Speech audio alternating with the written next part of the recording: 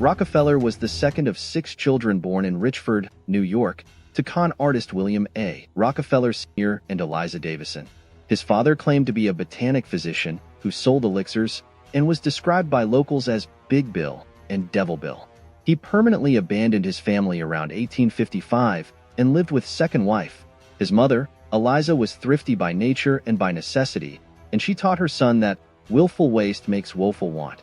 John did his share of the regular household chores and earned extra money raising turkeys, selling potatoes and candy, and eventually lending small sums of money to neighbors. He followed his father's advice to trade dishes for platters and always get the better part of any deal. Bill once bragged, "I cheat my boys every chance I get. I want to make 'em sharp." However, his mother was more influential in John's upbringing and beyond, while he distanced himself further and further from his father as his life progressed. He later stated, "From the beginning, I was trained to work, to save, and to give." In September 1855, when Rockefeller was 16, he got his first job as an assistant bookkeeper working for a small produce commission firm in Cleveland. He worked long hours and delighted, as he later recalled, in all the methods and systems of the office. He was particularly adept at calculating transportation costs, which served him well later in his career. Rockefeller received $16 a month for his 3-month apprenticeship. During his first year, he received $31 a month, which was increased to $50 a month. His final year provided him $58 a month. As a youth, Rockefeller reportedly said that his 2 great ambitions were to make $100,000, equivalent to $3.27 million in 2024 dollars, and to live 100 years. In 1859, Rockefeller went into the produce commission business with 2 partners, Maurice B. Clark and George W. Gardner, under Clark, Gardner and Company, and they raised $4,000, $135,644 in 2024 dollars in capital. Rockefeller had only $800 saved up at the time and so borrowed $1,000 from his father, Big Bill Rockefeller, at 10% interest. Rockefeller went steadily ahead in business from there, making money each year of his career. In their first and second years of business, Clark, Gardner, and Rockefeller netted $4,400 on nearly $500,000 in business and $17,000 worth of profit, respectively, and their profits soared with the outbreak of the American Civil War when the Union Army called for massive amounts of food and supplies. During the second year of the American Civil War, Gardner withdrew from the business, and the firm became Clark and Rockefeller. When the Civil War was nearing a close, and with the prospect of those wartime profits ending, Clark and Rockefeller looked toward the refining of crude oil. During the Civil War, military consumption of oil drove the price up from 35 cents a barrel in 1862 to as high as $13.75. This created an oil drilling glut, with thousands of speculators attempting to make their fortunes. Most failed, but those who struck oil did not even need to be efficient. They would blow holes in the ground and gather up the oil as they could, often leading to creeks and rivers flowing with wasted oil in the place of water.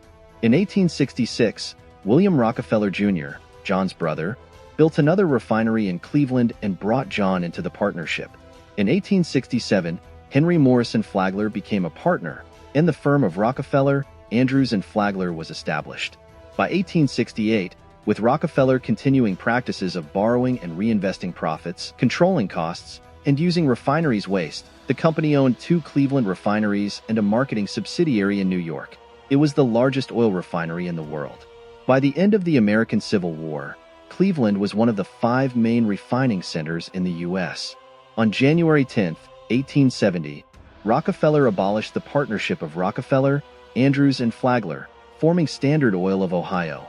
Continuing to apply his work ethic and efficiency, Rockefeller quickly expanded the company to be the most profitable refiner in Ohio.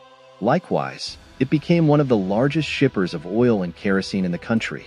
The railroads competed fiercely for traffic and, in an attempt to create a cartel to control freight rates, formed the South Improvement Company, offering special deals to bulk customers like Standard Oil, outside the main oil centers. The cartel offered preferential treatment as a high-volume shipper, which included not just steep discounts for their product but rebates for the shipment of competing products. Part of this scheme was the announcement of sharply increased freight charges. This touched off a firestorm of protest from independent oil well owners, including boycotts and vandalism, which led to the discovery of Standard Oil's part in the deal. A major New York refiner, Charles Pratt and Company, headed by Charles Pratt and Henry H. Rogers, led the opposition to this plan, and railroads soon backed off.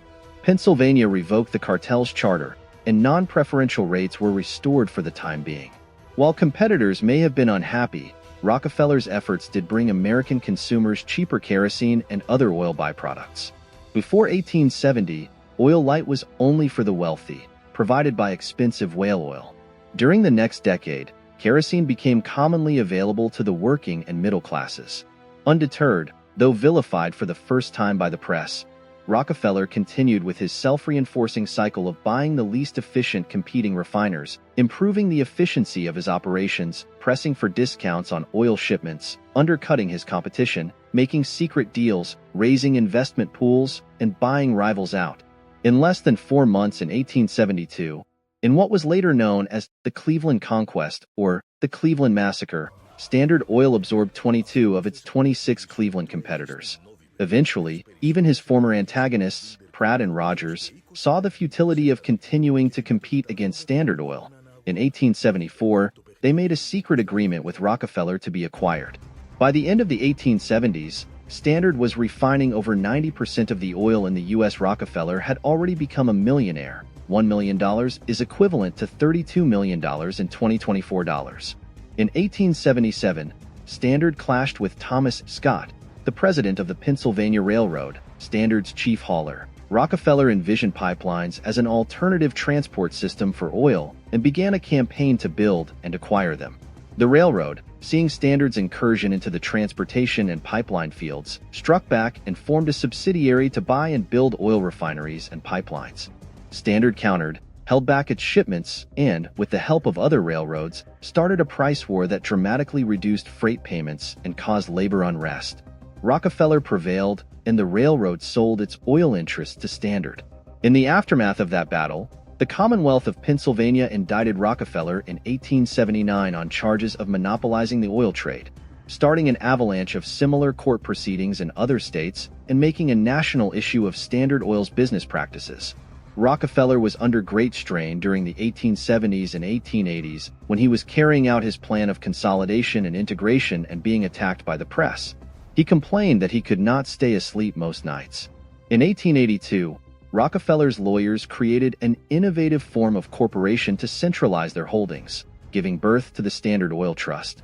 The trust was a corporation of corporations, and the entity's size and wealth drew much attention. 9 trustees, including Rockefeller, ran the 41 companies in the trust. The public and the press were immediately suspicious of this new legal entity, and other businesses seized upon the idea and emulated it, further inflaming public sentiment. Standard Oil had gained an aura of invincibility, always prevailing against competitors, critics, and political enemies. It had become the richest, biggest, most feared business in the world, seemingly immune to the boom and bust of the business cycle, consistently making profits year after year.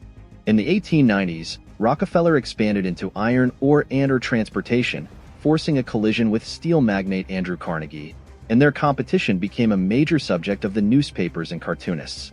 He went on a massive buying spree acquiring leases for crude oil production in Ohio, Indiana, and West Virginia, as the original Pennsylvania oil fields began to play out. Upon his ascent to the presidency, Theodore Roosevelt initiated dozens of suits under the Sherman Antitrust Act and coaxed reforms out of Congress. In 1901, U.S. Steel, then controlled by J. Pierpont Morgan, having bought Andrew Carnegie's steel assets, offered to buy Standard's iron interests as well. A deal brokered by Henry Clay Frick exchanged Standard's iron interests for U.S. Steel stock and gave Rockefeller and his son membership on the company's board of directors. In full retirement at age 63, Rockefeller earned over $58 million, $1.65 billion in 2024, in investments in 1902. The company's combined net worth rose fivefold and Rockefeller's personal wealth jumped to $900 million. In his retirement, he focused his energy and wealth on philanthropy, especially regarding education, medicine, higher education, and modernizing the American South. Rockefeller gave $80 million to the University of Chicago under William Rainey Harper, turning a small Baptist college into a world-class institution by 1900. Rockefeller created the Rockefeller Foundation in 1913 to continue and expand the scope of the work of the Sanitary Commission, which was closed in 1915. He gave $182 million to the foundation, which focused on public health, medical training, and the arts. Rockefeller died on May 23, 1937, less than 2 months shy of his 98th birthday.